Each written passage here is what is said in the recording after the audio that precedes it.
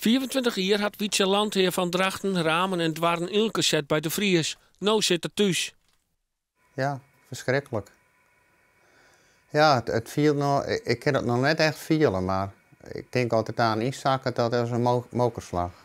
Verleden jaar joeg het casinofabriek al 130 mensen dien, er komen nu 140 bij. Zelf denkt de Drachtster aan omscholing naar de zorg of ICT, want er moet wel bal op de planken komen.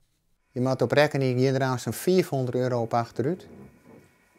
Dus €400 moet je beperken. Mijn vrouw is bezig met een opleiding op het hbo-niveau in de zorg.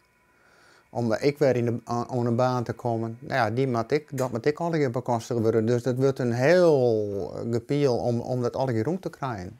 De Vries Casino is al sinds het begin in 1924 een begrip op een gediek. Maar de laatste tijd weet ik geen hoorn meer aan. Het fabriek draait €1.000.000 verlies in de mannen. Nou, ik denk dat het net best. Vooral voor degene die het betreft. En dan komen gezinnen die komen wat in de beneden, dacht ik. Echt financieel en vind maar eens werk weg.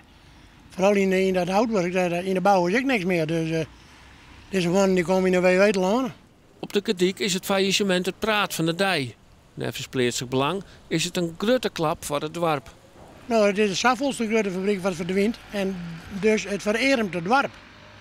En dan willen de meesten heren, de toeleveranciers hadden last van. Maar ik de winkeliers in gediek. Want dan zal ik minder kost worden. Of met minder bad. En dat is net zo mooi natuurlijk.